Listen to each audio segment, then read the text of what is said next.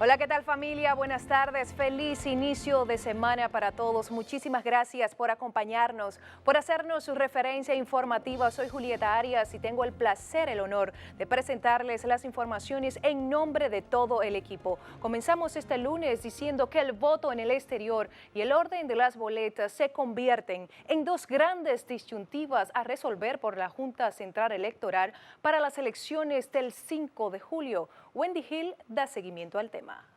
Faltando poco más de un mes para las elecciones congresuales y presidenciales, el organismo de comicios se encuentra en medio de dos obstáculos por resolver, complicando aún más el proceso de organización. Se trata de unos comicios distintos, al menos en términos organizativos, por la pandemia del coronavirus que implicará muchos recursos. Amarrados a esto, la Junta tiene la presión del voto en el exterior debido al impacto que genera la decisión de los criollos. El tema mantiene enfrentados a la oposición y al gobierno. Es un proceso democrático y electoral que se tiene que cumplir y personas podrán votar y otras, si deciden no votar, esa es su opción, pero el proceso electoral no se debe detener. Eso no es un problema de que si yo quiero, si no quiero, que hay que organizar la elección. El PLD, a través de sus delegados y el presidente del partido, a través del compañero Mantenimiento Clemontá Domínguez y del compañero José Ramón Fadul, depositaron un documento en relación a eso. Y eso no puede esperar, eso hay que organizarlo. 10 países aún no han emitido respuestas sobre si permitirán o no a los dominicanos sufragar. Otro punto que ahora deberá definir la Junta es el orden de los partidos en la boleta, luego del giro provocado por la reciente sentencia emanada por el Tribunal Superior Administrativo, que le otorga el tercer lugar al Partido Reformista, decisión que ha generado debate. Nos resulta perjudicial en todo el sentido de la palabra, habida cuenta de que ya toda la propaganda y la promoción de nuestra organización política está realizada. La sentencia ratifica la capacidad que tiene la Junta Central Electoral de emitir resoluciones y que sus propias resoluciones puedan derogar las anteriores. El Partido Reformista ha promovido con la casilla 4 y ha habido una campaña ser de cualquier punto de vista, no solamente jurídico, sino también del sentido común, apenas faltando de inventar no es lo saludable. El organismo comicial deberá adoptar una nueva resolución y redistribuir 20 recuadros de la boleta electoral. El pleno del órgano comicial se encuentra en sesión permanente para tomar decisiones en torno a los temas que les conciernen a más de un mes para las elecciones presidenciales y congresuales. Wendy Hill, Noticias, Telemicro.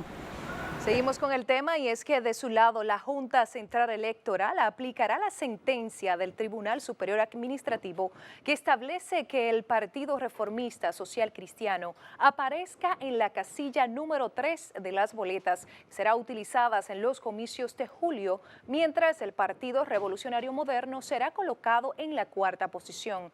El fallo del Tribunal Superior Administrativo fue acogido mediante la resolución 51-2020 aprobada por el Pleno de la Junta. El orden de boletas para las elecciones presidenciales y congresionales de julio será así. En primer lugar, el Partido de la Liberación Dominicana. En segundo lugar, el Partido Revolucionario Moderno. En tercer lugar, el Partido Reformista.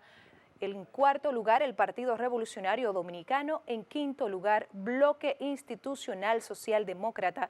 En sexto lugar, Partido Movimiento Democrático Alternativo. En el séptimo lugar, el Partido de Unidad Nacional. Y en el octavo lugar, Alianza País.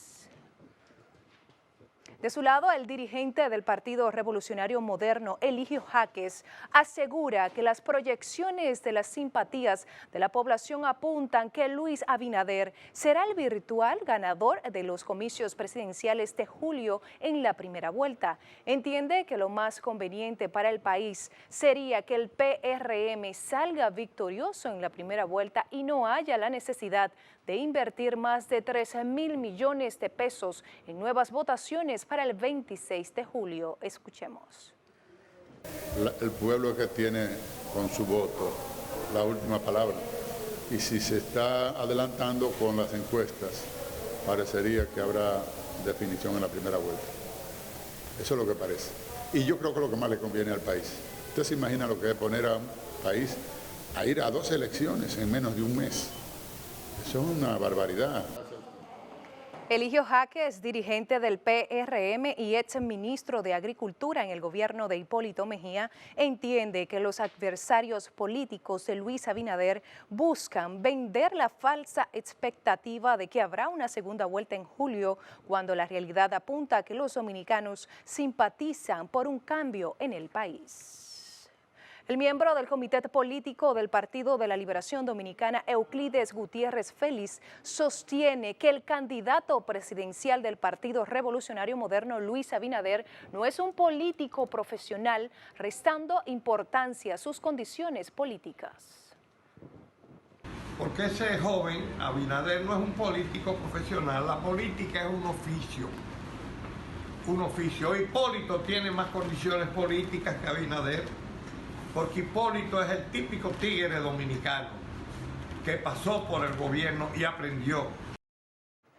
Gutiérrez Félix indica que el 5 de julio el PLD ganará las elecciones presidenciales y reiteró que el PRM estuvo involucrado en el supuesto sabotaje de las elecciones de febrero.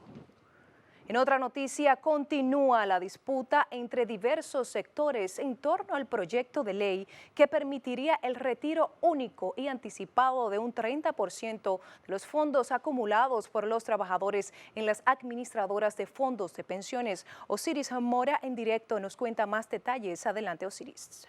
Buenas tardes. Gracias, buenas tardes. Y la lucha por la aprobación del proyecto de ley que permitiría el retiro de hasta un 30% de los ahorros de los trabajadores depositados en los fondos de pensiones está encarnizada en estos momentos en el Congreso Nacional, donde las comisiones de Seguridad Social y de Salud han rendido informes respecto a la pieza legislativa. Hoy el diputado del Partido Reformista Social Cristiano, Pedro Botello, quien es uno de los propulsores del proyecto, emplazó al presidente de la Cámara de Diputados, Radamés Camacho, a que convoque al hemiciclo para que se conozca la pieza. Para que en las próximas horas convoque al hemiciclo con el mismo interés, con la misma diligencia y con la prontitud que lo ha hecho cuando el presidente de la República le ha pedido una prórroga al Congreso. Sectores empresariales y sindicales han mantenido una férrea oposición a la idea de entregar parte de los ahorros de las AFP a los trabajadores. Totalmente en desacuerdo con esa propuesta, porque primero los fondos y los ahorros de los fondos de pensiones constituyen una herramienta para poder generar mecanismos de financiamiento y de ayuda y de apoyo a la economía. Que los fondos de pensiones no están en una bóveda, o sea, la mayoría de esos recursos están en certificados financieros del Banco Central. Pero el diputado Juan Martínez Estrella respondió a la postura del empresariado. Dentro de los alegatos para que se apruebe el 30% por los trabajadores, dicen que va a lesionar directamente la economía del país. Y no ha lesionado la economía del país cuando los corruptos que han dirigido el Estado se han cogido el dinero del Estado. El diputado Pedro Botello destacó además de que unos 120 diputados están respaldando de manera total el proyecto que permitiría el retiro de un 30% de los ahorros de los trabajadores depositados en los fondos de pensiones.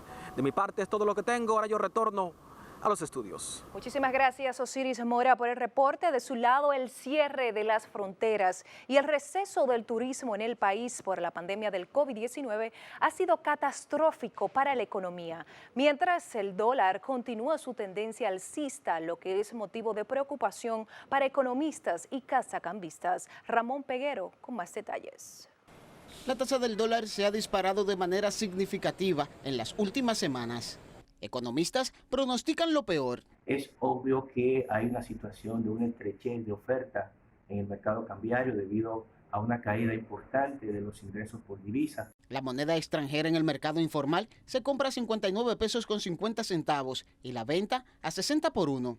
Y si no hay producción, se necesitan importaciones para satisfacer las necesidades de la población y eso gasta divisas, de manera que si no hay producción, no puede haber más dólares. La escasez del dólar que hay en el mercado ha creado incertidumbre en el ámbito extrabancario. Hay escasez y el que compra unos dolaritos ahora mismo, y de inmediato viene un cliente y se lo quiere llevar porque todo se compra en dólar. La situación ha provocado incrementos, sobre todo en el precio de las gasolinas. Porque hay renglones, como el caso de los combustibles, que ha caído tanto en el precio internacional del petróleo que se traduce en el precio de los combustibles y en consecuencia los impuestos que cobra el gobierno son mucho menos que antes.